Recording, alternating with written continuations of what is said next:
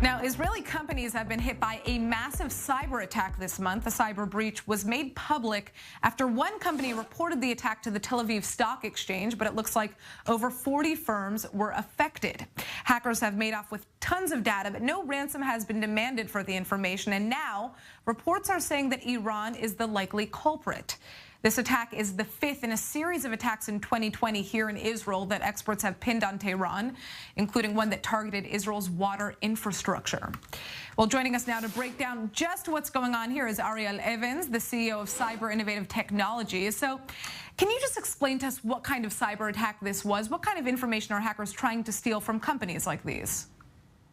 So this is a phishing attack, which is typically delivered through an email where a user clicks on the email and malware is inserted. That's a computer program that's meant to either steal the data or to encrypt your system so that you have to pay a ransom to get them back.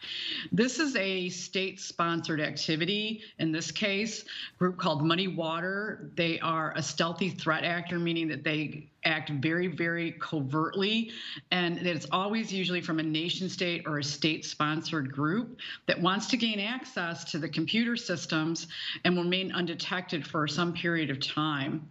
So this is interesting because what they usually target are government entities, military bodies, telcos, educational institutes, and they've been hitting in Jordan, Azerbaijan, in Pakistan, in Saudi Arabia, and also in Russia and Mali and Austria, just to name a few countries.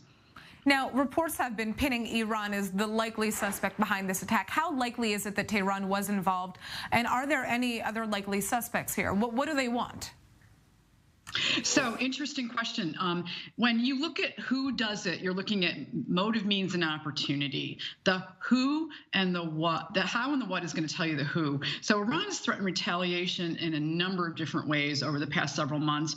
And as we've seen in history, when someone says they're going to attack you or they're going to kill you, you need to pay attention. Iran clearly has stated their motive. Israel has many new friends right now: Bahrain, the UAE, Morocco, Sudan. And Iran looks at this like a ticking time bomb, like their time is up.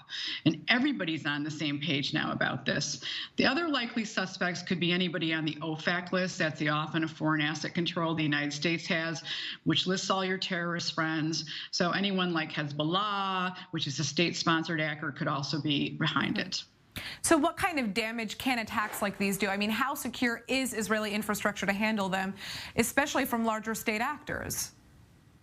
You know, it's like every other country, to be honest. Israel isn't different from the United States in this respect. The damage can be as minimal as interrupting the business and not being able to take the goods from the supply chain to the distribution chain.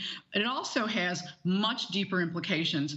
On a grand scale, this attacker can laterally move through the vendor management chain into unsuspecting business partners whose data is much more valuable. So if I was Iran, I would target the logistics company to find my real targets. In other words, if I want to get revenge for supposedly assassinating the Iranian nuclear scientist, I might want to find a minister's license plate, right? These are the kind of thinkings that goes on with these people. Israel is like every other country. We don't invest enough in cybersecurity and cyber risk management. And it only takes one weak link.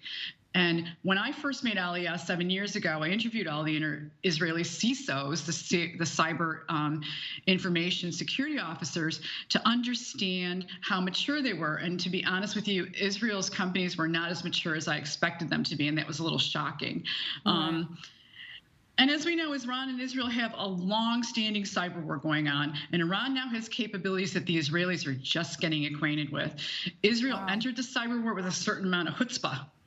You know, assuming that we had better cybersecurity capabilities and that its cybersecurity home front was really prepared and protected. But that's not the case. And as the incidents of the past several days have proven, we've got to get on our toes.